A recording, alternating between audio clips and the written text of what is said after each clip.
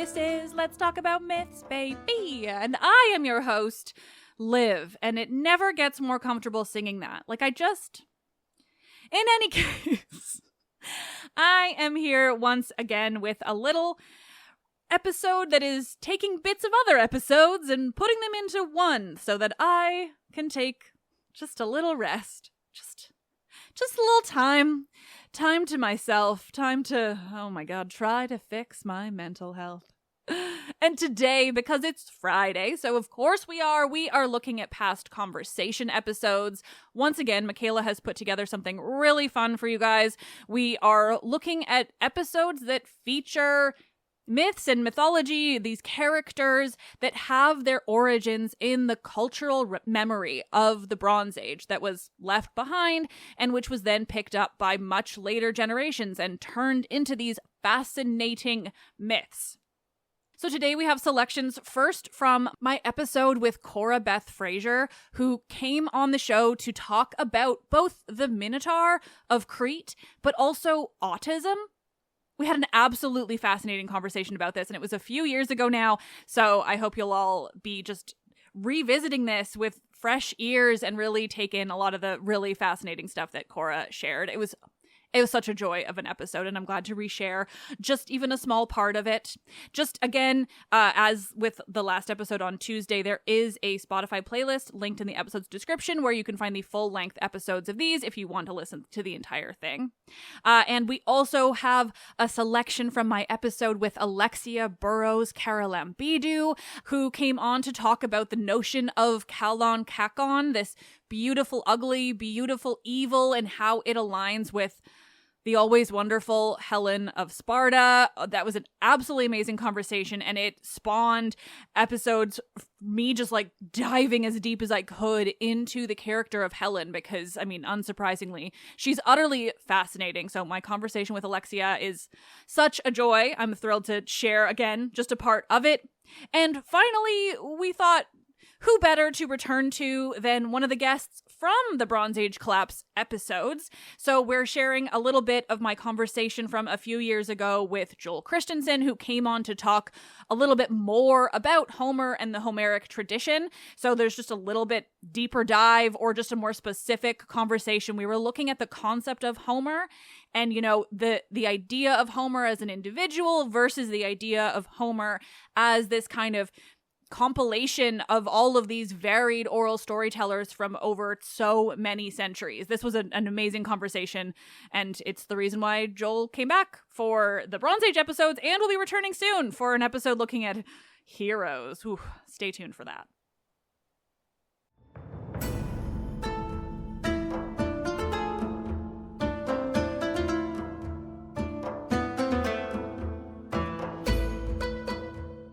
Conversations, revisiting the cultural memory of the Bronze Age. The Minotaur in the Labyrinth, the woman who started a decade-long war, and the idea of Homer.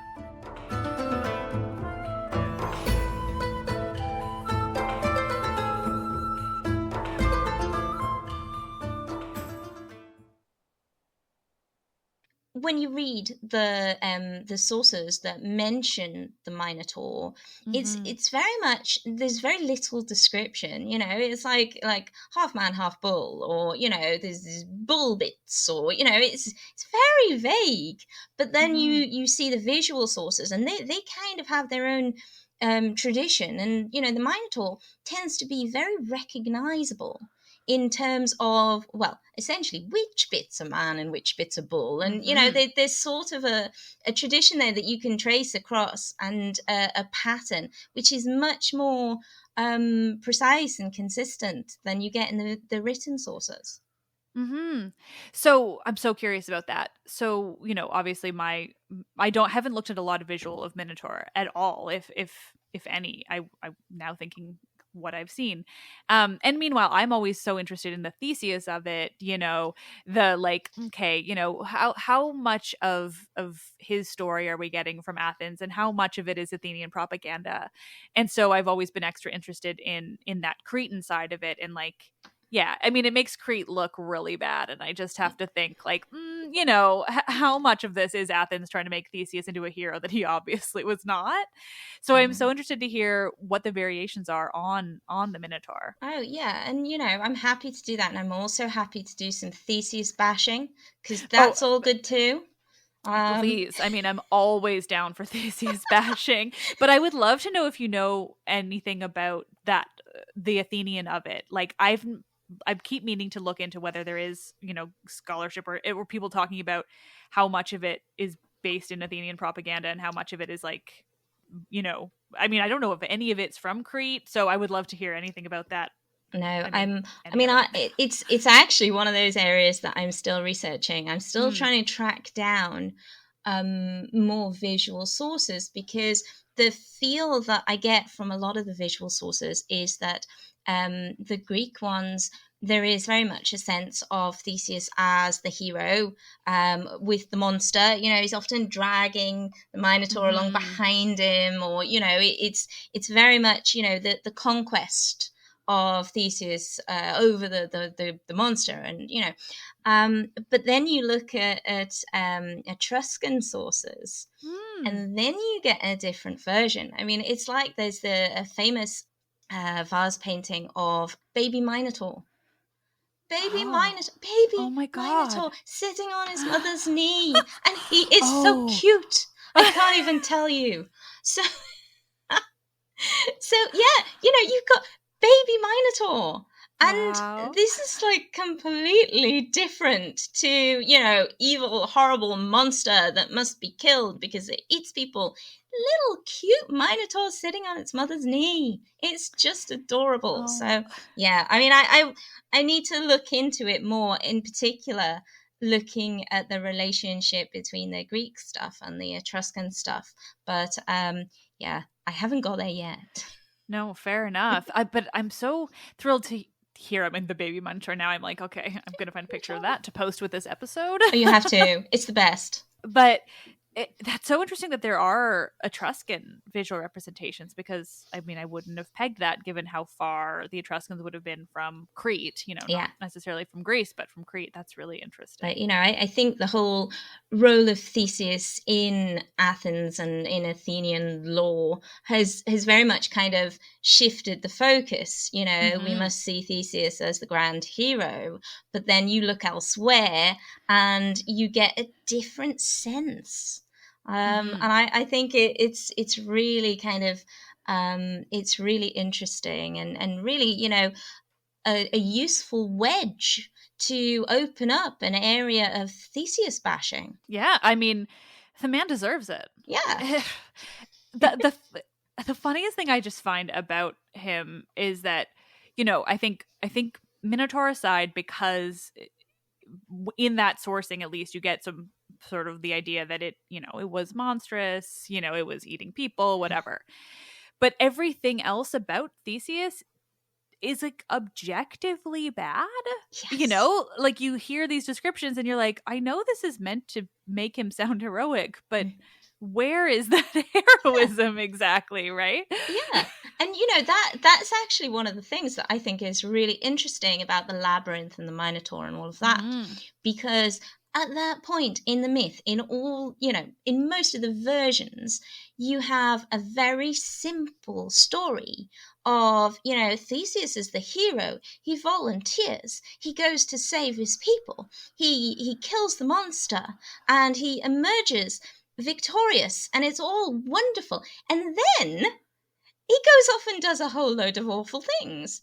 He dumps Ariadne. He causes the death of his father.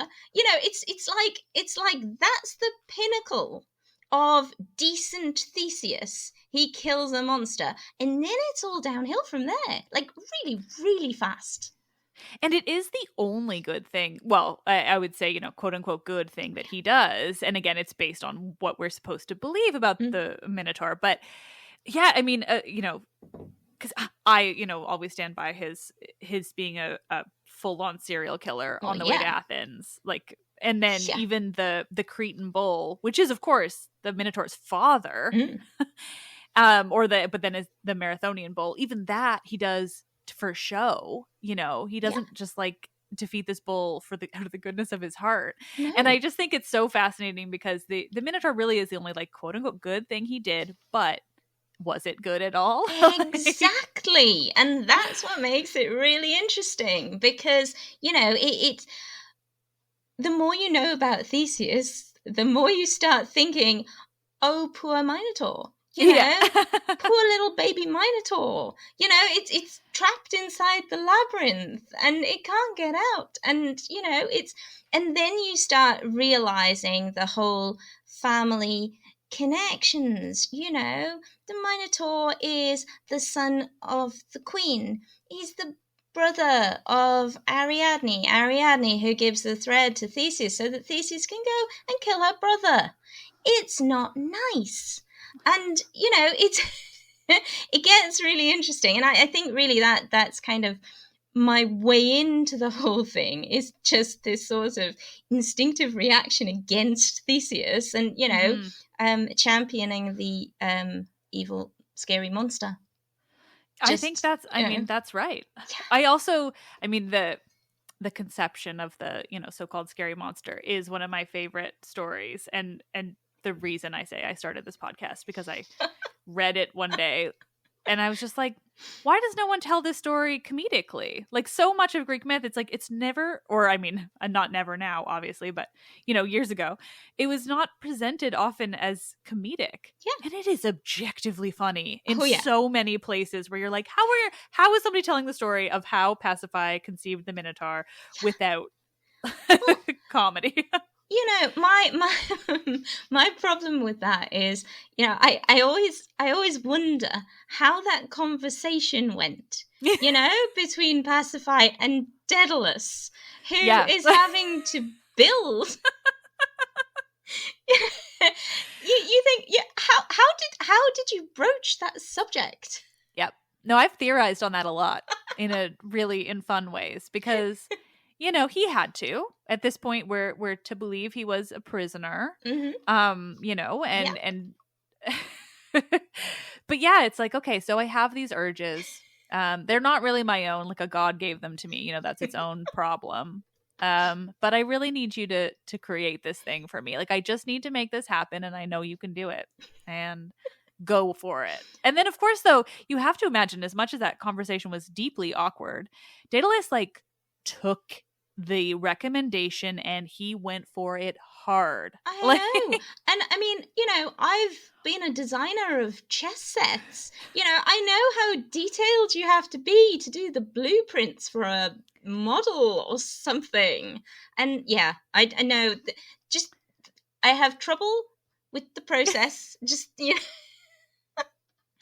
Yeah, it's a difficult one. But actually, you know, Daedalus is one of those characters that I really do find fascinating, because he pops up all over the place doing various things. You know, it's like, anybody needs a genius craftsman? Here you go, here's Daedalus. It's like, you know, every time you need a prophet, you can just pull in Tiresias. Yep. You know, they just pop up randomly in various different stories, and it's timeline like, be damned. Yeah, it's like recurring characters in a TV show. So, you know, I think Daedalus is fascinating, because he gets roped into so much stuff. You know, there's the labyrinth, there's his own story of the wings, but you know, it has all sorts of complications. You read Ovid, and you've got the story of Perdix, and you know how Daedalus was really maybe a bit of a creep, actually. And well, that's not really surprising, since you know most people are in Greek myth. But you know, you've got and then you come up with weird and random little references in very strange places. Like there's a bit in Plato's Meno where Socrates is talking to this slightly dim country boy called Meno, and he's winding him up a little bit, and he's talking about the difference between knowledge and true opinion, and he's trying to get Meno to he's doing his usual thing and being really annoying, and and he says the difference between knowledge and true opinion is it's like Daedalus's statues. You don't have any of those up in Thessaly, do you, Mino? And Mino's like, no, what? And he say, oh yeah, we have these statues, and they were made by Daedalus, and if you don't chain them down, they just walk off. And so, true opinion is like that. If you don't pin it down with facts, it just wanders off. It's just like, these walking statues that we have here in Athens. Daedalus is like this weird kind of movable punchline of random jokes that just pops up in the middle of philosophical texts. It's very strange. It just that I've not read a lot of Plato. Thankfully, I would say I'm fine with it. Yeah. But it just makes me think of like a story like that, and then also, connecting it to the way people believe Atlantis based on Plato's nonsense, is I'm just like, he clearly wasn't serious in everything he wrote. Like, why do you believe that one? Like, yeah. That one is endlessly fascinating. Yes. I'm never over it. It's like one of my bigger things these days of like, how did this become what it has become? But how did you get deeper into the I wasn't even doing this on purpose, but I'm going to do it again as if I was. Go on. How did you get deeper into the labyrinth? Oh, that was lovely. Thank you. I do my best. Brilliant. Well, okay. It's complicated. Are you up for a complicated story? Please. Yeah, it goes on a bit.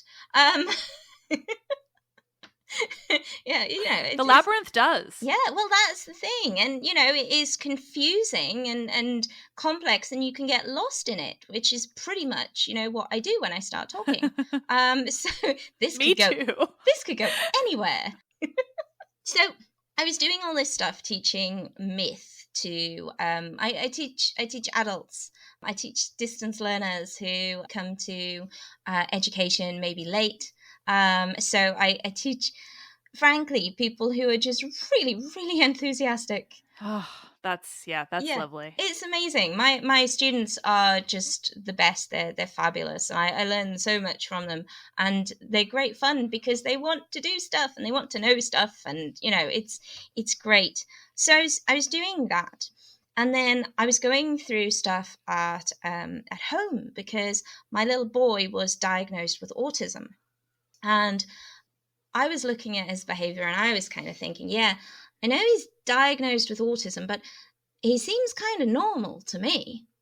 And then, eventually I twigged that maybe that meant that I was autistic as well. So it took me a while. It took me a while to work that one out, but I got there in the end. And so I went through the diagnostic process and got diagnosed, and they pretty much said, well, yes. Did you not notice? So, after I picked myself up after that one and thought, yeah, I'm really not as smart as I thought I was, I got into that and I started reading lots about it because that's what I do, and, finding out all sorts of things. And honestly, social media is just the best for finding out stuff. It's far better than all the books and training courses and everything out there because people just tell it like it is.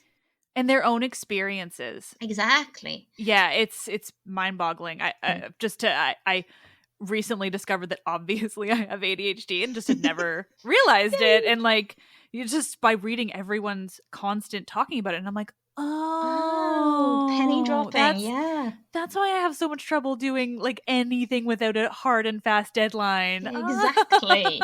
Yeah. So social media is amazing. Yeah. I went through all of that, and it was a learning process, and so it's doing that and going through that and learning things about that, and I was teaching them myth and doing that, and then I stumbled across this group called Acclaim, and they're a group of scholars who around the world who are doing things to do with autism and classical myth. And yeah, it's really interesting stuff. And it was like, it was like there in front of me, like a neon sign going, notice me, notice me. So I kind of said to them, can I join? And I think they would probably have been begging if they hadn't said yes. But they did. So, I joined them and started following what they were doing. And, they do lots of really interesting stuff. There's different projects going on in different countries. And Susan Deasy at Roehampton in the UK, she's doing a thing where she works with kids using an image of the choice of Heracles. And she gives the kids this image and she explains it and she gets them to talk through the different choices and imagine themselves in different positions. And it's a way of thinking through things which is kind of separate from the real world, and it sort of takes the edge off it, the fear that comes with real world situations if you struggle with those. It's a way of making it remote but still working through the problems. So that was really interesting. And then there's this other project based in Israel where they do essentially the same sort of thing, but using lots of different stories of heroes. So Perseus and Heracles and Theseus and, the Minotaur and all of that.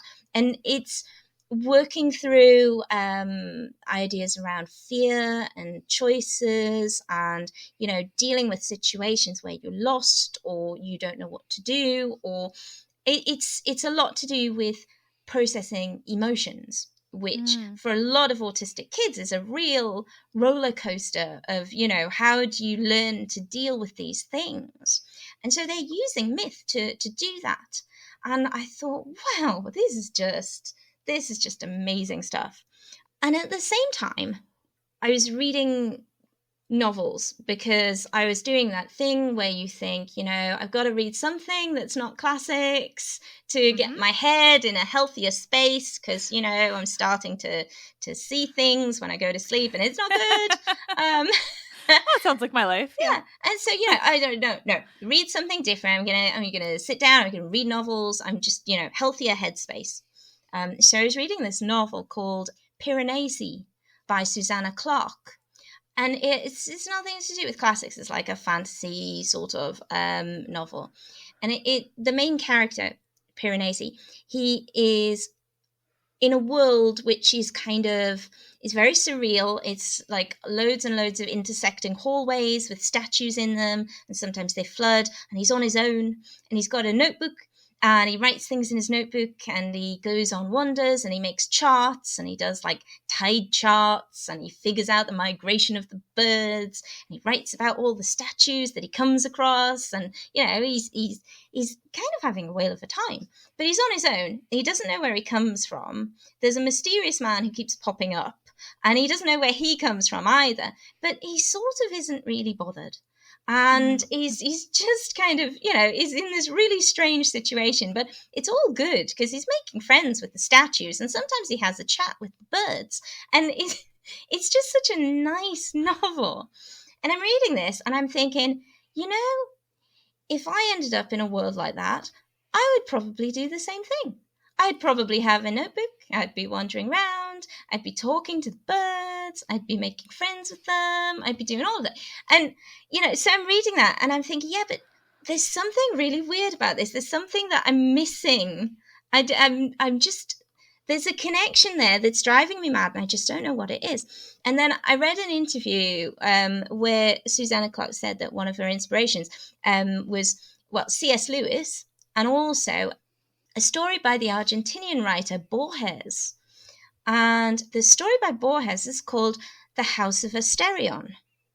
And I thought, there's something familiar about that. There's something niggling at me there. So I got the book. I got the book in translation because, my languages are limited. And it's only like a 3-page story. And it's about this character called Asterion who is in this house. And the house is loads of intersecting hallways. And he doesn't go out of his house because people look at him funny. And he's scared of them because they have really strange flat faces. And he doesn't really like to be looked at. And so he likes to stay in his house. And he likes the way the hallways all connect. And he's very proud of the fact that his house doesn't have any furniture in it.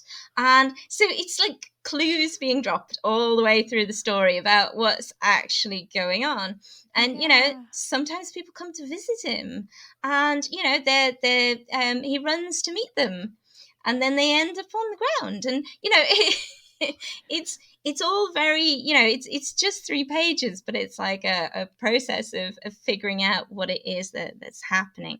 And then, of course, there are other clues, like he's the son of a queen, and he's all alone, and he's expecting his redeemer to come along someday and save him. And then at the very end, there's just a comment, and it says, Theseus said to Ariadne, the Minotaur didn't even put up a fight. Oh my God! I know. I may have cried a bit. Yeah, like chills just now, and all you've done is told me. So I'm with you. Oh, it's terrible, but but the description of him running through his labyrinth, and he's so happy, and he's jumping out from around corners, and he's playing games with himself, and he's imagining the other Asterion, and he's imagining a little chat with him and saying, I will show you this pool, and I will show you what is around this corner, and sometimes I will get it wrong and we will laugh together. And it's just, oh. And so I read that after I read Piranesi, and I thought, this is what's bothering me about the identification with autistic people and heroes. It's very empowering, and it's great to suggest that there's this position that they can be in, which is a position of strength where they can influence things and change things. But I thought, for myself as an autistic person, I'm so drawn to the monster. I'm drawn to the Minotaur in this labyrinth, who is pottering around all by himself and having a great time doing it, and is kind of looked at in a strange way by the rest of the world. And I thought, once you get into that, there's a lot of other connections that you can draw out. And I think it comes back to this whole thing that I was talking about with the baby Minotaur in the Etruscan pottery, this sense that the myth in its ancient forms is kind of flippable. You've got the Minotaur, big, scary, nasty monster, Theseus, great hero. But then you've got the flip side of, the monster is actually really a child of a family. The family lock him up, they betray him, they cause his death, they keep him confined, so he has to kill people to survive. It's, there's a whole other way of looking at it that exists in the ancient sources. And once you start doing that, I think that's where it gets really interesting, because there's so many other elements to draw out of it. Sorry, I'm just rambling on. No, this is my favorite thing about the conversation episodes, is when I can get people to just ramble on like that's that. All so right, then. It's truly like, it's when I just sit here with my big smile and like, oh my gosh, I love all of this. No, and I'm just sort of taking it all in, and I think that's become one of my favorite things to do, is to look at things from the other side. Granted, not all things. Like I'm not going to take a story of Theseus and try to like make him seem good, but that's not really the other side of anything.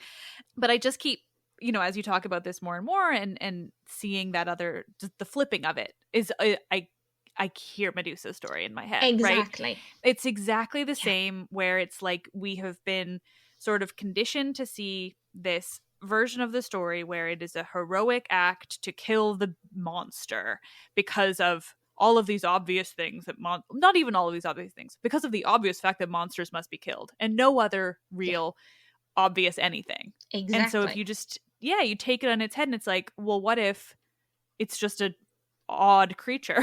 What if it's just like not 100% quote unquote normal, and that's all that makes it a monster? And I mean, granted, a top half bull is a little bit monstrous, but not Fair in any point. kind of like, and same with, snakes for hair turns people to stone. Sure. Yeah. A little bit monstrous. True. Does that mean they deserve to be killed? No. What proof do we have that they deserve to be killed? Exactly. I don't know. And, Yeah. I think there's lots of things about that I find really interesting. This notion of perceiving something as a monster because it is maybe a hybrid or a creature that's being put in a particular position. It's like names. I mean, I'm talking about Borges's House of Asterion, and it did take me a while. I mean, I'm supposed to know myth, but it took me a while to place the name Asterion. And, that's the name that's given in some of the ancient sources.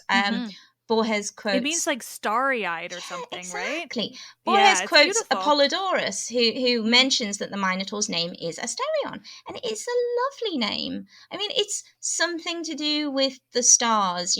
Some people say, starry, or some people translate as ruler of the stars or something. Whatever the case, it's just a nice name. It's lovely. It's unrelated to his so-called monstrosity. It's unrelated to anything except, the stars. It is a beautiful name. And I think it's sometimes Asterion, Asterius. Like it's, there's variants. But regardless, it's starry. It's just, it's just a nice name. It's just so nice. And then you have the fact that Asterion is called the Minotaur, which is the bull of Minos. King Minos traps him in the labyrinth, which is custom built to, have this monster at its center, and he makes him the Minotaur. Well, he also makes the mistakes that lead to Pasiphae, like, unwillingly conceiving it. Like, it's all Minos's fault. He is the bad guy in all of it. Oh, it's horrible.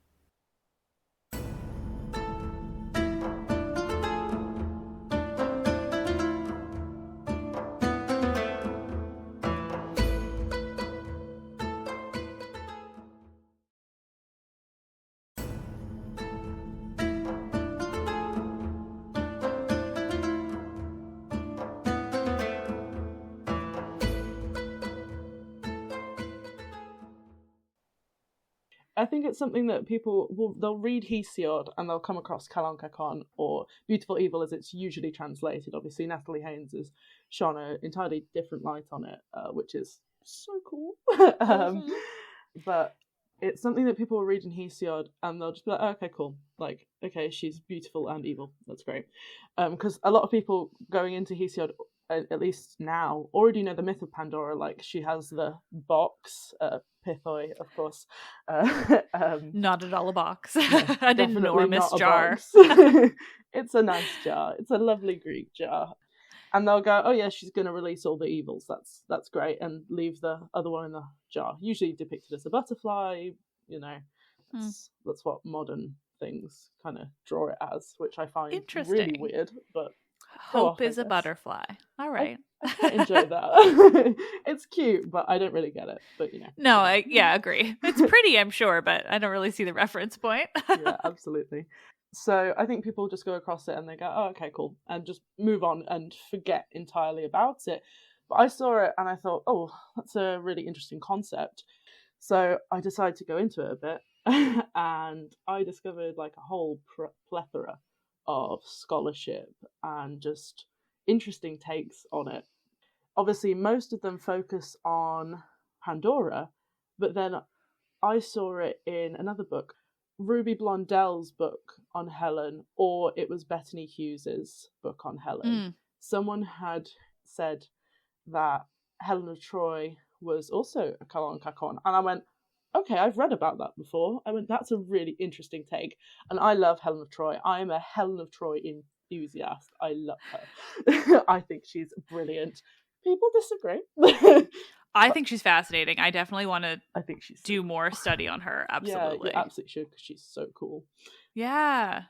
And I was just like, this is an angle, because it's very briefly mentioned, I would argue. Like, I haven't seen like a dedicated paper on it before. So I was like, I want to do that. I'm going to do that.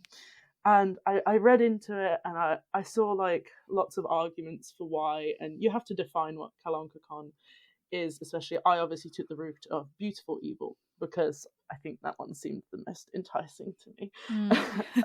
And at the time I hadn't actually read Pandora's Jar. I read that about halfway through. writing it, and I was like, oh no, another angle. Yeah. So I looked into it, and I was just astounded at the gap almost that had been left. So I just endeavoured to look into it even more. But I found that you can apply it to a good few things. You've got Pandora, obviously, who was the blueprint, really. And then you've got Helen, who was the natural follow-up for Pandora, really, because very beautiful and yet caused so much strife and harm and evil, as it was. But then you've got women like Medea. And also you've got Circe to an extent, or Turkey, depending on your pronunciation. I found that you could apply it to metals also, mainly necklaces, and specifically the metal of gold, because that's seen as Aphrodite's metal, which I found really interesting. I'm not sure where that exactly originated from, but one of the ones I found really interesting was in the Homeric hymn to Aphrodite, and it describes her. She was being dressed by the Horai. I'm not sure. I think it's Horai. It's the seasons. They're like they're dressing her so that she can go meet up with Anchises because of Zeus and good stuff. Of course, thanks Zeus. So the seasons are dressing her, and she's just dripping with gold. She's got gold on her head. She's got gold earrings. And she's got gold. The sentence that really jumped out to me was that they'd put it right on her breasts. So they'd gone... They're like painting her almost? Yeah, like that. So they're like, on her immortal head, they put a finely wrought diadem, a beautiful gold one, and in her pierced earlobes, flowers of auricale, I'm assuming that means orchids, and precious gold. About her tender throat and white breasts, they decked her in golden necklaces. And I just love that. She is dripping in gold. They've gone, right, I'm going to put it right on her chest and on her tender neck. And it's very seductive. And I think that was absolutely the intention. Obviously, she's going for a meetup. Cheeky meetup. With the mortal. Yes, with a mortal. How shameful. Of course, for a woman, of course, not for the men. No, not for Zeus. And that is all just... So it's such beautiful imagery, but also it's very erotic, I would say. And this is kind of repeated also. There's another story concerning Aphrodite and gold. So necklaces are apparently frequent tokens of erotic treachery, which I didn't know before embarking on this. I read it and I was like, oh, that sounds great. And I had a look into it and I was like, oh yeah, that's actually a really good point. So Aphrodite had given to Helen this necklace, which was very gorgeous, of course. It was a gift from the goddess of love to the most beautiful woman in the world. So after Helen went to Troy, she didn't take it with her. Menelaus decided to dedicate it to a temple. And it ended up in the hands of this beautiful but lustful young woman who echoed Helen's behaviour. So she ended up falling in love with a young man. They were both unmarried and they ran away together.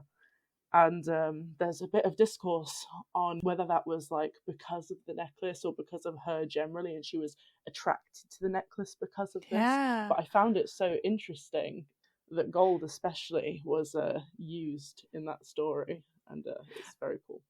Okay, now I have to ask. Okay, yes, go ahead. Because you're sort of blowing my whole mind on a lot of, like on this topic, but specifically as it relates to.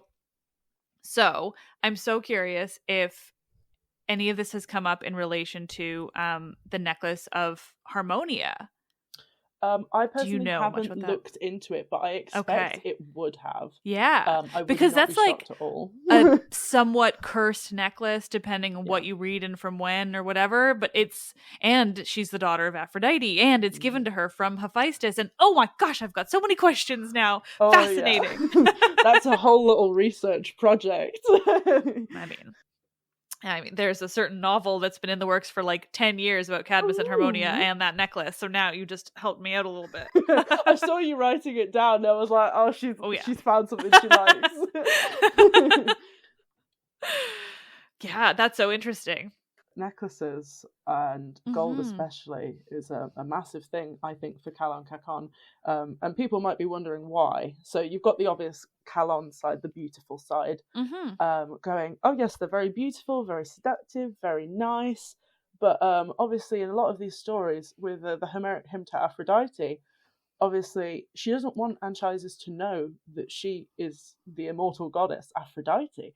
There is an element of deception in that. And she's like disguising herself as this young maiden, and it's all like a big secret. So there's deception baked right into that, which is much what Pandora is like. And the same with Helen's necklace. Like, no one knows it has these powers almost lurking underneath the surface, if you will. Not necessarily that there are powers within the necklace, but that they're kind of echoing Helen's behavior, or Aphrodite's lustful powers are being kind of channeled through this. Yeah. So Pandora herself, when she's being created, obviously she's molded out of clay or earth, depending on which translation you get. And then she's dressed by goddesses and graces and everything beautiful like that. Molded by Hephaestus, and then dressed by Athena in some of them. So Pandora is kind of enhanced. Athena gifts her in Works and Days a girdle and ornaments, and the Graces give her golden jewelry. Once again, that gold is coming back up. And then the seasons are dressing her in spring flowers and kind of doing with perfume. I haven't looked into perfume, but it is another angle that you could look at. I just didn't have the room, unfortunately. Yeah, there's so many things. Yeah, I'm like, oh my gosh, everything interlinks as well, so it's absolutely fascinating. Yeah. I love this topic. From Theogony, which is the one where the Calon Cacon is actually referenced, it's not referenced in Hesiod's Works and Days. I'm not sure why, but he seems to have omitted that phrase. And just to remind my listeners, I think too, like I'm gonna might link the Pandora episode in this as well, because I recently covered Pandora, and she's so interesting because Hesiod covers her in both Theogony and Works and Days in like fairly different ways. So it's an interesting. It's so weird because I was looking at it and I was like, these are different people. So yeah, to note that it's only in the Theogony, I think is interesting, because also he's shittier to women in Works and Days than the Theogony. Hesiod is just shitty to women. For sure. That's why I say shittier. I mean, one of my lecturers in my first year said something rather profound about Hesiod. She went, Hesiod, as bright and intelligent as he was to be able to write and publish and everything like that, was quite a simple man, and he would be absolutely astounded that his works were being studied thousands of years in the future. But he would be absolutely horrified that there were women in the class. Oh. And it really made me laugh. And I was like, you know what, you are absolutely right. Oh my God, absolutely. That guy. So in Theogony, Pandora is adorned in silvery clothing rather than gold. She has a highly wrought veil. It doesn't give an indication as to colour. Flower garlands, once again, and a golden headband. The golden headband is what I really like to focus on, because it's got all of these gorgeous engravings. Hephaestus made it once again. But it's the description of this diadem. It's highly wrought. It's endowed with terrible monsters, but also these beautiful creatures, and gracefulness is breathed right in, which I believe is the quote. And they're all also endowed with speech, which I found really interesting, because I'm not sure how you endow a headband with speech, but if you can make clay into a woman, I'm not going to question it. And I really took that as a reflection of Pandora herself. So she's this headband is something that's been molded and wrought by Hephaestus, and it's been created by him, such as Pandora has been. And then the breath and the speech and everything and her gracefulness has been breathed in, and it's all been gifts from the gods. So Pandora's name actually translates to all gifts in according to some people. I don't study ancient Greek language, so I can't check that myself, but this is what I've read. Yeah. And this is They what I say. will provide. I really enjoyed the duplicity in the diadem and Pandora herself, because I just found it so interesting that they kind of did the same things. So you've got this terrible monster that's kind of smoothed over with the gracefulness, much like Pandora, which really echoes Hesiod's sentiment as Pandora being a Kalon Kakon. Yeah. Well, and what I find so interesting about it, and this is, I'm my main sort of reference point for Kalon Kakon was having read it in Pandora's Jar, so I'll preface with that. But I find it so interesting, the idea that it can mean ugly as well, because what Natalie Haynes then sort of clarified with that is that they're two equally descriptive words about more visual descriptive versus, like Pandora being beautiful ugly is so different from her being beautiful evil. Evil is like, she thinks about it, she does this on purpose, she releases those evils on purpose. And of course, I think Hesiod would probably want it translated as beautiful evil, right? I don't think he would mind. I don't think so. But at the same time, if you actually are looking at her story, she doesn't have any agency in it. She doesn't think all the modern interpretations of Pandora suggest that, or I should say pop culture, not academic, but the modern understanding of her is oh yeah, she was this curious woman, she was the Eve. She sought to look in and free the evils. She did it because of her own feminine curiosity, right? Whereas if you read the sourcing, no. She doesn't. If I am yes, please. Hermes was the one who instilled this, I think they call it a bitch's mind and knavish nature. Yes! And that was a man. While Aphrodite did instill curiosity, curiosity isn't inherently a bad thing. It was Hermes that instilled what they would consider to be the negative traits. Yeah, the trickster god did Hell this, yeah. Yeah, it's so interesting. And really, she doesn't choose to open it. She doesn't say I'm gonna fuck shit up or I'm gonna ignore instructions, all these things. She just opens it. Yeah. Or in some cases it opens, whether or not she even does it, she's just there, and it was a gift to her, so she gets the blame in this really fascinating way of I think looking at it as beautiful ugly is it's just amazing, because you're oh yeah, right, it's just it's imagery placed upon her versus something that she does. But I mean, even just looking at it as beautiful evil is still just equally fascinating, especially when you look at Hesiod, because he really he lets it all really hang out when it comes to the two stories of Pandora, but how he sees women. I think that's Hesiod for you. Oh my god. There's another bit of it that I always find really interesting. So she's described as a precipitous trap.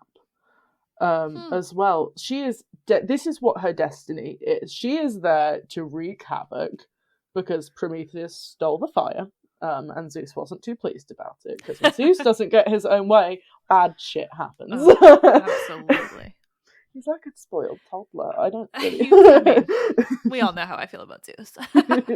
So her whole thing was she was meant to be a curse. That's what she's described as. The first curse is Pandora, and the second curse in Hesiod is the avoidance of marriage and children. So men who don't marry these horrific women that Zeus and the gods have created have inflicted their own curse upon themselves by not doing that. So you're cursed either way because of woman, according to Hesiod. But we have to remember whose actions led to this. It's Prometheus. We can't blame it all on Pandora. She was just molded. It wasn't her fault. And it's also just the idea of Zeus being a vindictive asshole, right? Yes, as much as it is because of what Prometheus did. If Zeus wasn't such a shit who needed to have his way all the time, wouldn't have caused any trouble either. Absolutely. But I love that she is the blueprint for women also.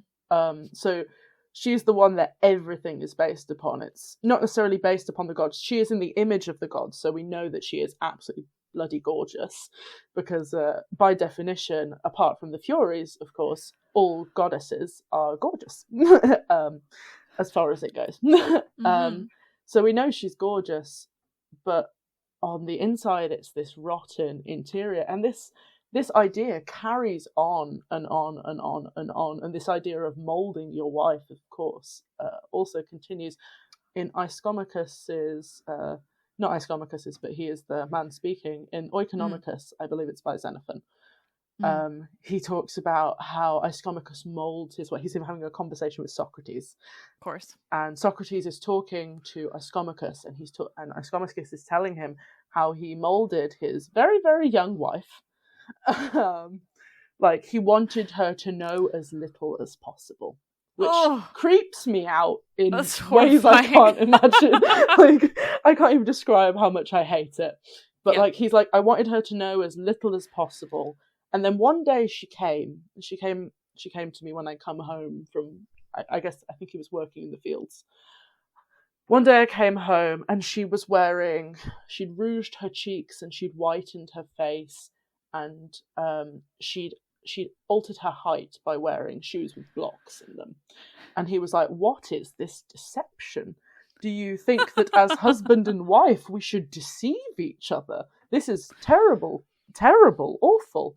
I prefer you as plain as possible, essentially. Is what he's saying. He's like, no, I don't like you in makeup. Other men will find you hot. Like, I don't like that. No. The way you can see that mentality in some modern... Yeah. So many feelings there. So many feelings. But like, this idea that this exterior of beauty, because obviously this young wife was trying to beautify herself, and she says, oh, but I did this for you. And he's like, I don't care. In more words, of course, he's trying to be very charming about it, because ancient Greek men like to big themselves up, I think, especially in a Socratic conversation. By Xenophon. It's got to be pretty, of course. So she's like, oh, I did this for you. And he's like, oh, I don't want you to, because the more beautiful you are, the more attention you'll attract, and then the more havoc will be brought, which is exactly kind of what happens with Pandora. She's beautiful and attracts a lot of attention from Epimetheus, bless him, the god of afterthought. I feel very bad for that man. Like, he's the only innocent one, I've decided. I can see that, yeah. I mean, he really had no control over it. Like, he is literally the god of afterthought. So you get that with Pandora, where like, she's beautiful but concealing something, much like this wife is considered to be by Ischomachus. But then you have Helen, who is so beautiful, she causes, at the time, in quotation marks, of course, the biggest war that the world had ever seen. Like, it puts out this idea that being pretty or beautiful or considered, like, above average is a lot of trouble. So in ancient Greece, in more kind of a classical period, when the citizenship law by Pericles came about, a lot of women were meant to stay inside, away from men, because if they went outside, it would cause trouble because they're beautiful. And you see this in Lysias 1, where this wife goes to a funeral, and this man sees her. So this wife is young, she's married, she's had a baby with her husband, and Lysias makes that very, very clear that they've already had the baby because of the citizenship, how the citizenship law works, because otherwise the child would be considered illegitimate and would not be able to inherit property once the father died. And he's like, she went to a funeral, she was in mourning, and yet still a man was attracted to her and caused trouble. So it reinforces that women should be locked away kind of message, which is just so, wrong. Like, it's wrong for one. But like, very classically Athenian. Yeah, it's very Athenian. But it's so interesting in how all of this just interlinks. Yeah, that's fascinating. I mean, because, they cause so much trouble if they're just out and about being good looking. Ugh. How dare they? Right? The nerve. The nerve. Yeah, so I because I've sort of now developed this love of this idea of the beautiful evil, beautiful ugly, I named a cocktail in my new cocktails book, and I'll reveal it now in this episode. I feel so blessed to be gifted this knowledge. And I did something weird with it, you know? So I'm like, the more I listen, I'm kind of like, I'm curious about what I did and how it'll be. I mean, it's a cocktail, it doesn't matter. But so I chose to go with beautiful ugly for Medusa. Ooh. Yes, because I thought it was just an interesting way of addressing, you know, obviously I am me and this is my world. So if I'm going to have a Medusa cocktail, like it's going to address the fact that like she is deeply misunderstood and pop culture representation is completely wrong and all these different things.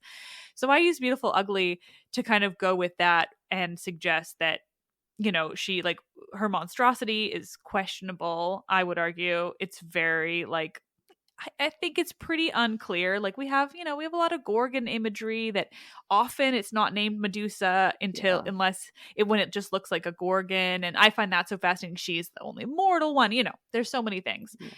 But I decided that it sort of suited her when it comes to taking her story back from Perseus of like, she is a beautiful ugly. She's just sort of all things, but none of them required her to be killed by Perseus. That was, you know, that purely... was a dick move, man. Exactly. It was 100% just because, like, Polydectes wanted Perseus killed, and he was going to do it by having him, you know, die trying to kill Medusa. Yeah. But, like, it's just, I will take it upon myself to constantly push back against the idea that she was deserving of death in any way, and I just...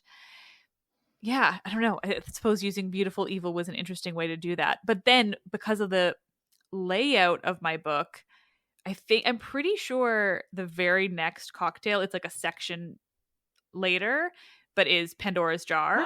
So then I go even deeper into the beautiful evil or beautiful so ugly. Exciting. Yeah, so it's very fun. So yeah, there's a lot of, I mean, honestly, for a book of cocktails, this is like the most academic shit. Like, I'm gonna teach people ancient Greek and like, oh yeah, the level of nerd that is in this, like, you know, 2 paragraphs for each cocktail. You know what? It's like a reward system. Read something academic, get drunk. I think I see it as a win-win. Absolutely. And I just bought the ingredients to make the beautiful ugly, the Medusa cocktail, so I'm gonna have to make one soon. And the garnish for it is a rose with the thorns on. I love that with my whole I don't know heart. how you can do it with a cocktail. Like, I don't know how you're going to drink that without injuring yourself. Well, you're supposed to drape it. You're supposed to drape it on the glass, I think. It seems a little complicated to me, but interesting. I do love that. And though. Beautiful ugly, I guess. I love that. I love that with my whole heart. Helen. So I'd love to know more about Helen generally and how Helen fits in with all of this. Not that you haven't said a lot already, but I just want to talk about Helen. Basically. Helen is my one true love. I adore her. As she should be. There's that key line about her that appears absolutely everywhere. The face that launched 1,000 ships. And I mean, it didn't. There was not 1,000 ships, if there were any ships, actually. But I like the line. It's a good line. It's if really, not classical. It's glorifying her beauty to such an extent, which I've kind of assumed has probably come from her Olympian paternity rather than her mortal paternity, because her siblings... I can't remember which way around it is. One of the twin boys is from the Olympian. I think it's Castor. Yeah, I feel like it is. Always, but I always question it too. Yeah, I'm always like, wait. It's one of them. But not the other two are not described in such a way that Helen is. Helen is this vision of perfection. She is described in some cases as like a surrogate Aphrodite, which I can't be sure that Aphrodite would have enjoyed, considering everything with Psyche. Yeah, she doesn't really allow that. Yeah, but she seems to give Helen a lot of gifts, so I think she's fine, to be fair. I think she's like, yeah, if I just pair you with my favourite guy, Paris, it'll be fine. Yeah. She's like, I almost wonder though whether that was part of it, right? Like whether maybe that's why she likes her so much. Well, yeah, or like the subtle inclusion is that like you know, the little hidden pieces that Aphrodite knows it'll start a war because, and then that's kind of her way of, you know, making Helen not so perfect. Yeah, because if Helen started a war, then her beauty doesn't mean as much. There has to be some flaws, you know, can't have it all nice and rosy. Yeah. Sometimes you'll just start the biggest war the Mediterranean had ever seen. Woo! Party time. So it's probably from her Olympian paternity, but we can assume that it has actually been enhanced by Aphrodite. As in Iliad book 3, I believe, when she's calling Helen to come back inside and meet her lover Paris. She threatens to take away her gifts in her favour. So, and we do see the gods and goddesses beautifying or changing their appearance of the favourites. So I believe we see it in Apollonius' Argonautica with Jason, where Hera's like, let's make him look spectacular. Like shooting all these superpowers into him. So poor Medea. Well, and Athena does it to Odysseus too, right? Yeah, you know, she in does. lots of different ways, disguising him, but then also when she finally reveals him. Yeah, then she makes him look like as good as he's ever looked before. Like, you know, he's a handsome hunk of a man. he goes from, you know, hidden Odysseus and an old man to like the hottest Odysseus you've ever seen. Absolutely. So I think you see that beautification via the gods' interference, if you will, and it's not just from her Olympian paternity. But this beauty is really, really hard to capture. I believe Cicero notes Zeuxis. I'm not sure if I'm saying his name right.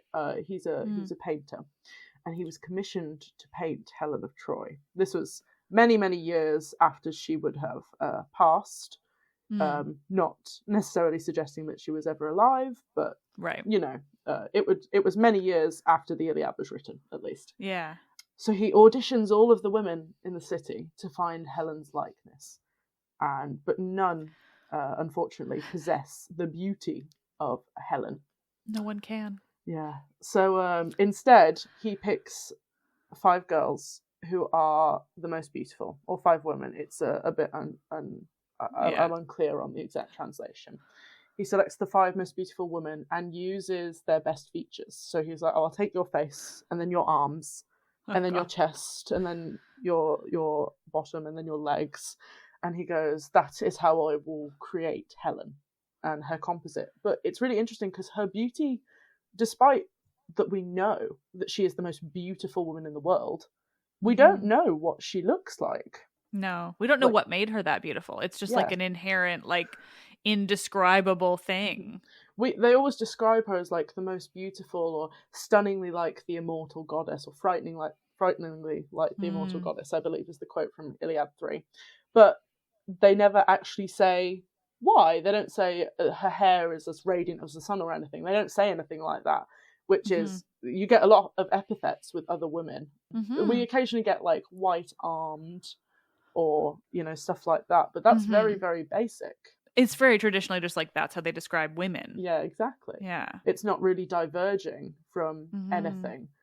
But in this way, you also see Helen as quite similar to Pandora, because she is almost molded, and from the painting, we don't know what she looks like, much like Pandora. We don't actually know what she looks like. We're just told that she is molded in the form of the immortal goddesses, much like Helen. She's frighteningly like the immortal goddess, referring to Aphrodite. So we can assume that they're fairly similar looking, actually. So they're neither are described. Their actual features are not described. And they are almost composite in this painting. So Helen is comprised of 5 different women, and Pandora is molded to resemble these goddesses. Yeah. They are very similar in this way. So you get the Kalon part, the beautiful part of Kalon Kakom, and you see it kind of coming to life, but then the interior, the lustfulness of Helen, or the curiosity or bitch's mind or knavish nature of Pandora comes through and gives you this evil that is so toxic and poisonous to the people around them that it destroys. It absolutely engulfs everything. Like, Pandora releases all of these evils into the world, and then Helen brings on the biggest war that the world has seen, or at least the Mediterranean. In their world, that is the world. Well, exactly. So it's almost natural that they would both be considered Kalon Kakon.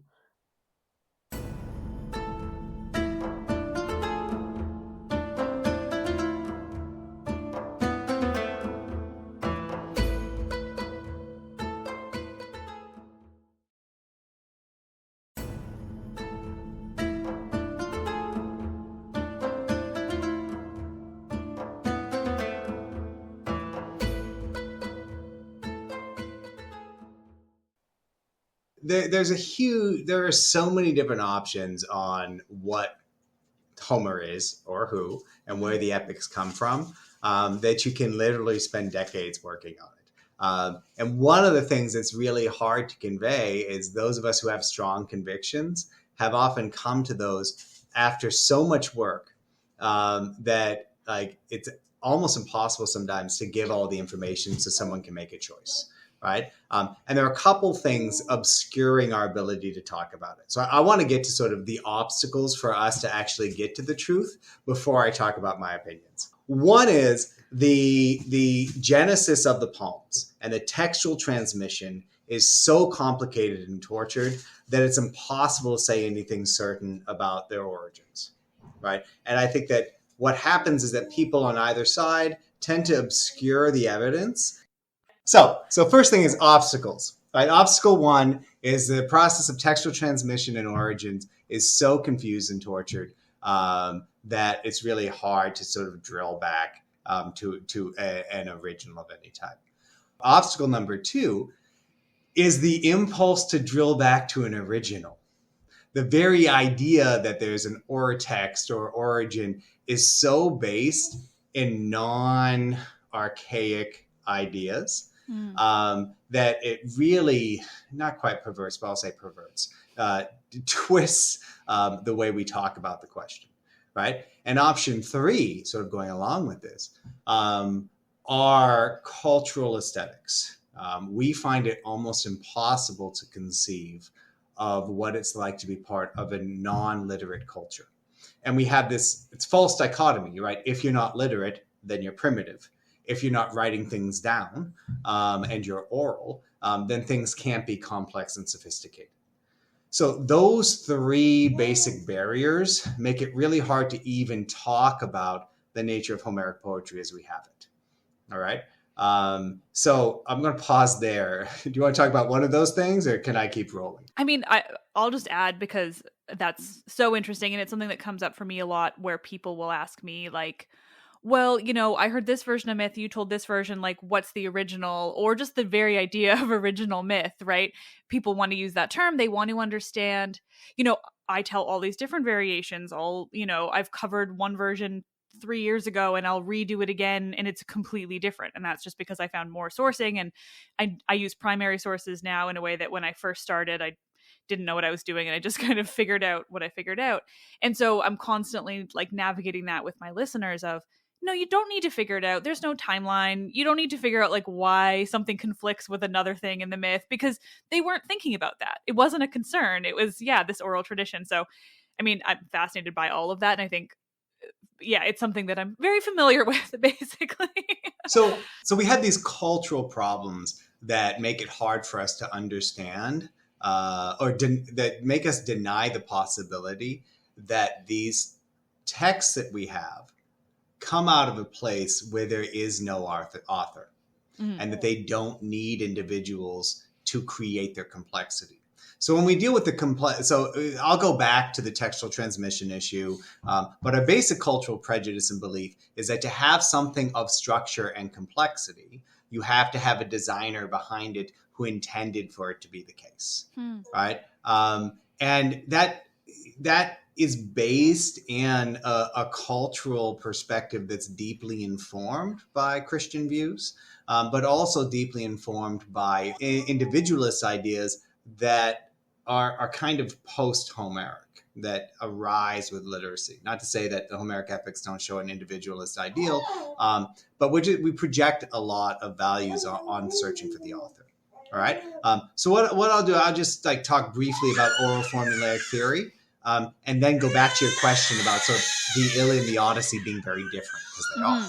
All right. So oral formulaic theory, really, it was anticipated by Hellenistic authors. It was anticipated further by Friedrich Augustus Wolff, who was a Homeric scholar in Germany. He published something called the Prolegomena ad Homerum in 1795.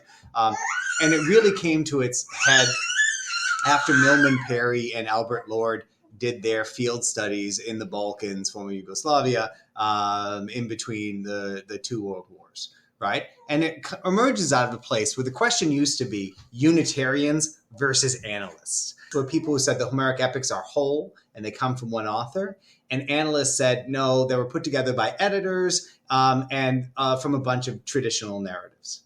What happened with Parry and Lord's theory is that they showed pretty clearly, one, as Parry showed, Homeric language developed alongside meter. And it's formulaic in the sense that you can see how it's actually built together, right? It is an amalgam dialect that makes it possible to compose in performance. So you don't have with Homer what you have with Virgil, which is someone sitting down like trying to make the meter work. Mm-hmm. So when someone sang the first line of the Iliad, so the first line of the Odyssey, they didn't think of it as individual words, right? These are themes and these are ideas in which the language that you're contemplating them is wed to the meter, right? So language does amazing things. And part of what Milman Parry and linguists at the time didn't have access to is modern linguistics, which shows that like you can put almost any restriction on a language you want and it will find some way to function. Like language is in a way very much like viral life. I've been thinking this a lot with COVID, right? Which is that it adapts to its environment and its needs and it finds a way to work. So you can have languages that have no morphological tense, right? Instead, you mark tense in time with lexical items, with a word before, now, after. You have languages in which nouns have tense, right? Which is hard for us to think of speaking Indo-European language, but you can put any restriction you want in a language and make it work. So the first leap that's hard for people to understand is that most people in archaic Greece could compose hexameter to one extent or another, right? As part of being trained into a system. And we know this because the language of Homer isn't just epic, right? Oracles use the same language. Elegiac poetry use the same language, modified. Early philosophers composed and sang in hexameter. And so this was the language of authority in the ancient world. And so the thing that's hard for us to understand is that you can actually stand and recite poetry or sing it without sitting around with a pen and paper and figuring it all out. Mm-hmm. So that's one thing. And in any system, poetry or art comes in the tension between sort of the language you inherit from people and what that particular song or piece of work does with that language, right? So the second thing that was hard for people to really conceive is that long poems could be performed repeatedly over time, right? So one thing that we find then from Lord's theory, from Lord's work in The Singer of Tales, is that you have these bards, these singers in Yugoslavia who sing extremely long songs based on themes that they compose in the moment.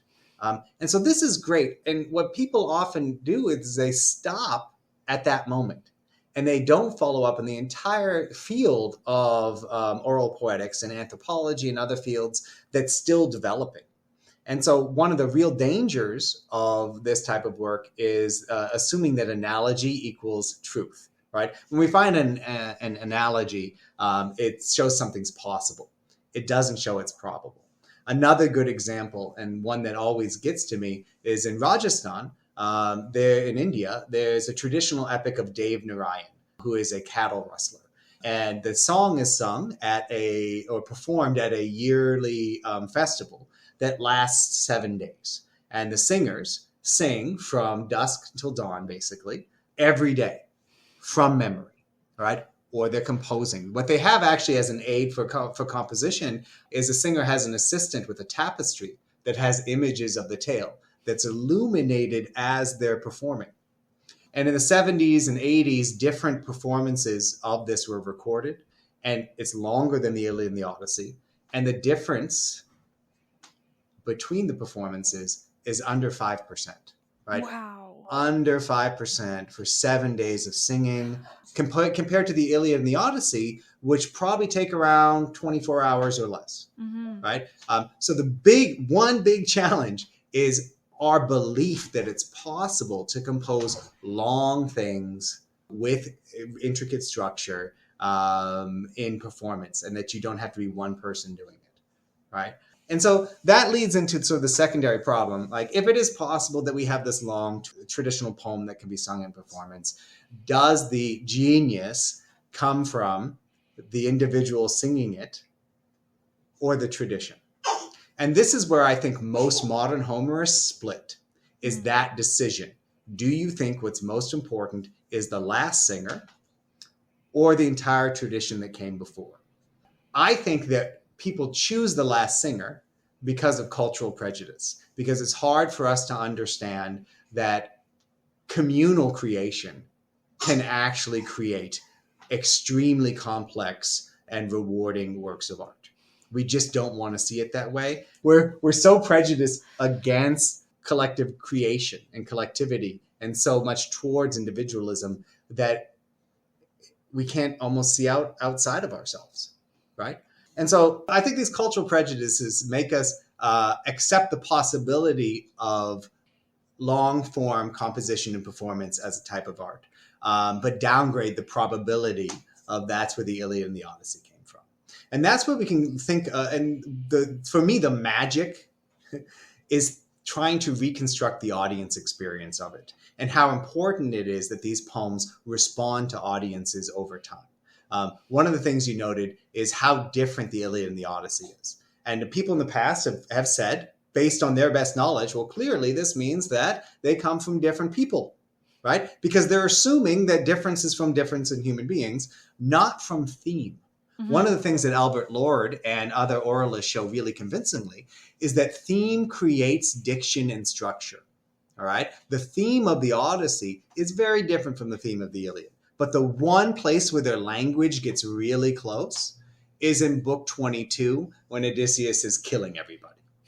Okay? And there are other ways, like there are books of the Iliad in which you have really strange language. The language of book 10 is very different from the rest of the poem. The language of book 21, when Achilles is fighting the river, is also really different from the rest of the poem. And you want to add something else in? The funeral games for Patroclus, very different language. And as you can imagine, over time, people have said, well, these books don't belong because they're not the same. And to me, and anybody listening to this who's on the other side of the equation will object, but to me, this is very lazy thinking. Right? It's like going outside, looking at a tree, not liking its shape, and saying, that's not a tree. That's something different. That branch needs to go. Right? For me, it is the job of a literary interpreter to go to ridiculous extents to try to understand a piece of art in its own terms, rather than insisting that they should be able to change it, right? That there's something wrong with it. And so then this goes back again to the problem of transmission, right? So if we accept the possibility that the Iliad and the Odyssey come out of an oral context, and if we accept in turn that part of their difference is connected to theme and audiences, right? The Iliad's a poem of war, it teaches you how to die. The Odyssey is a poem of life, it teaches you what surviving is for, right? If we have these two different things, why don't we have anything else if there was an oral tradition, right? Why don't we have more variants, right? And then finally, how did we go from having an oral tradition to having a textual one? And the fact is, you can't actually answer these questions. You can say what's likely, but you can't actually, without a time machine, which would cause its whole own problems, you can't actually solve them. We do know that the text we have was probably written down in Athens, and it was probably influenced by Athenian power and money around the time of the Persian Wars. But then nobody read it, Okay. Here's the thing that people just don't understand. When you write down an oral tradition, people don't read the transcript. All right. So Minna Skapta Jensen has a book called Writing Homer. She says some things that they're a little out there, but one thing she asserts is that what probably happened is that in the first time they were written down, if they're written down in monumental form, they were deposited in a temple for safekeeping or somewhere else, and nobody touched them. All right, because you wouldn't suddenly change the way you enjoy art. Right? If you're really into listening to music and someone's like, look, we have to preserve Taylor Swift for all time, we're going to write down everything. You're not going to start reading the lyrics instead of listening, because that's not what you do with the genre. Right? So when genres transform, in order for them to be enjoyed, their use needs to transform.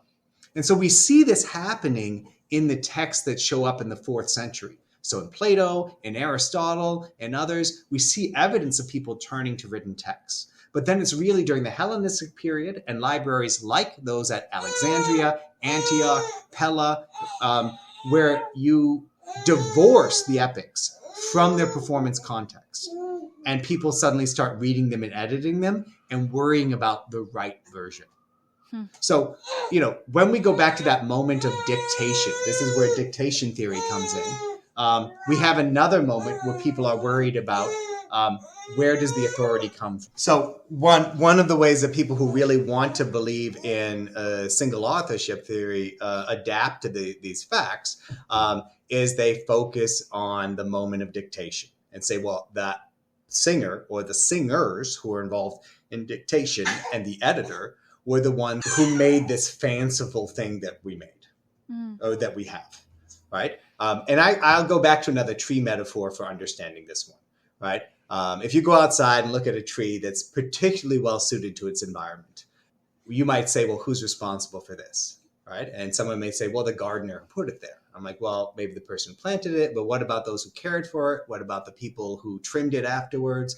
And what about the generation of human beings who manipulated the genome of trees to get this specific type of ornamental tree? And then on top of that, what about the aesthetics of treeness, right? How you and I have been have been trained to judge the natural environment based on aesthetics that we've inherited, right? We expect trees to look a certain way, and it's rarely how they would have looked in the wild or 100 centuries ago. For me, oral poetry is like this, right? We selected for certain types. We find structure in it because we're looking for structure and because it comes out of a process that enables and incentivizes poets to structure things in a ring structure. But we don't see the hundreds, if not millions of voices that were involved in its creation. So at the end, what we have is, people who want to privilege the final composer in some way. And then people like me who want to say that composer could have been almost anybody. It may have been multiple people. And it was a process of audience, of performers over time. So that's my very long answer to your question. But for me, it cuts to the heart of how we think literature and art exist in the world. And I like to apply the same sort of thought process to other things. So if we're talking about a painting someone made, you might say, well, that's a Picasso. And I might say, well, that's fine. He's really cool and everything. But what about the art of painting? Where did it come from? What about the conversations he was having? What about the history of art that brought him to that moment to create that thing, right? And a painting is, in a way, not to slight art historians, but a single painting, in a way, is nowhere near the complexity of 16,000 lines of the Iliad and the Odyssey and 12,000 lines of the Odyssey and the tremendous histories that they bring with them. And so I think for us as audience members or modern readers, it is a lack of imagination that keeps us from seeing the poems as what I think they really are, which is sui generis, right? Unlike anything else that we know from the tradition that follows. Mm-hmm. That's all just so fascinating. I mean, I've certainly, I've always existed at least in the belief system generally, that it was certainly all based in oral tradition. And I'm not, I don't think I've ever notably believed that Homer specifically was a person, though funny enough, I realized he's sitting directly behind me where Yeah. in my camera Homer. the version of Homer that they sell in Athens at the tourist shops is sitting behind me. But it is so interesting to I mean, for one, that blew my mind to hear that it would have been composed in that way in Athens, or written down or whatever it was there. That's fascinating, because I would have never, I mean. No, we have shaky evidence that other cities made copies as well. And there's also apocryphal stuff to show how important Homer is, of city founders introducing Homer into their cities. So like Lycurgus allegedly introduced Homer to the Spartans, right? And Solon allegedly was involved in Athens, but later we say it's the Pisistratids. But it really comes down to the materiality of the writing of the poems. I think in the modern world, we completely underestimate how expensive of a task it would have been to record these poems in the 5th century BCE. This wasn't just like, oh, I'll get someone to write down a book, right? This was like, I'm going to do something nobody's ever done before because I'm a baller, right? Like, I'm going to show off and we're going to own it, because that is a talisman of our power and authority. And you couldn't go to bookshops in Athens and buy the Iliad. This is just, I mean, it's so many scrolls. It's ridiculous. So I think, again, it's a lack of imagination, but also we've been incentivized to think that way, right? We construct the past not in its own image, but in our own. And we raise up what we've done in the meantime by doing that. And so I think a lot of what we need to do is to defamiliarize ourselves with it, and to really look around Homer for evidence of where the epics came from. Mm-hmm. I've always found it so interesting. And I mean, that certainly sounds like Athens, you know, the showing off kind of thing. But I've always found it so interesting that Athens is basically, I mean, it's there, you know, I think in the catalog of ships, somebody's from Athens. But other than that, Athens is like not in the Iliad, which has always been so interesting to me. And I know it's time frame, but just because they wrote it down there, I'm still surprised. Well, I mean, but I think that's actually part of the trick of Homer, right? The epics really endeavor to make their main characters from nowhere, right? To appeal to the maximum number of polities, right? And that's why I really see these epics coming at the end of the performative tradition, at a period when you have a consciousness of all these other Greek places, and a real attempt to appeal to them all without identifying with one of the strong ones, right? I mean, notice Thebes is not there. It barely even exists in the catalog. Corinth doesn't matter, right? Sparta's kind of there in the Odyssey, but it's a weird sort of sick Sparta. Like, it's just like a house, right? But the main characters of each epic are from borderlands, right? Thea is not a place, right? It just barely exists. And Odysseus's Ithaca has so many problems with it that to this day, people are like, oh, it's in Greenland, or oh, it's actually Ireland, or oh, like crazy things, right? The fact is fictional places are fictional places, right? And what was important, I think, for the epics and why they were really selected from among all the other competing tales is that they tell something that never actually happened, which is a story of a great coalition of Greeks uniting against an Eastern enemy. I think there's no accident that this became a popular narrative tradition around the time that the Greeks were engaging with the Persians more and more, right? It's just like, you know, it became a convenient way of thinking about the world that really responded to the experiences and interests of the audiences. Yeah, that's really interesting. That makes a lot of sense. I mean, they were certainly, or it was more timely to be thinking about an enemy from the East. But at the same time, it's always interesting to me too that Troy is, I mean, pretty objectively like almost the good guy. Not, you know, like you feel for Hector in a way that you certainly don't feel for like Agamemnon. And that's always interesting. Mm-hmm. Well, I think that's why like it doesn't completely coalesce around that idea of the Greeks versus the other. Mm-hmm. Instead, you know, I think probably what happens, the Trojan War narrative was always there in such a way, but it became selected and more prominent. And you see this in a way, I think, as you get farther ahead in the development of myths. as coalition narratives become really attractive. Right, from the Caledonian Boar Hunt to Jason and the Argo to the Seven Against Thebes, it's this whole experimental idea of what happens like if we knit together larger groups of people. Right, what happens when we send our big man against their big man, and they have to work together. Right, it's like you spend 10 years trying to get to the Avengers movie.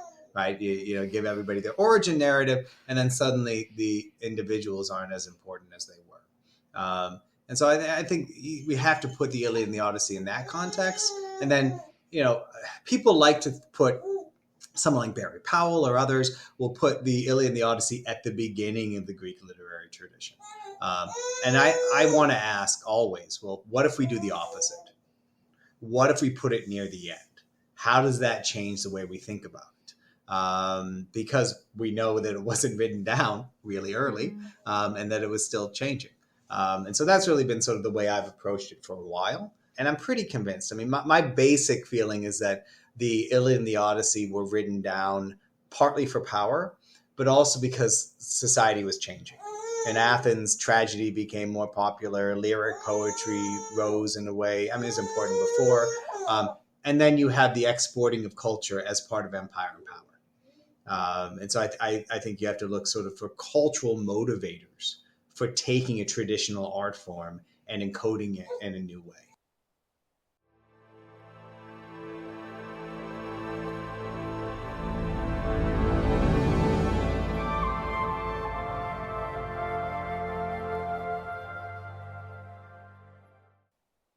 Thank you all so much for listening, as always. Again, I will be back soon with new episodes, specifically on Euripides, because who better to bring me out of this absolute mental mess that I am in than my favorite man in the world. Let's Talk About Myths, Baby is written and produced by me, Liv Albert. Michaela Smith is the Hermes to my Olympians. She is the assistant producer who put together all of these clips to save me from myself, because she's a joy. Laura Smith is the production assistant and audio engineer who's been doing incredible work on the conversation episodes ever since she joined, and also the website. It's gonna be fun. It's gonna be more useful. That's what it's gonna be. The podcast is part of the iHeart Podcast Network. Listen on Spotify or Apple or wherever you get your podcasts. I am Liv, and I do love this shit.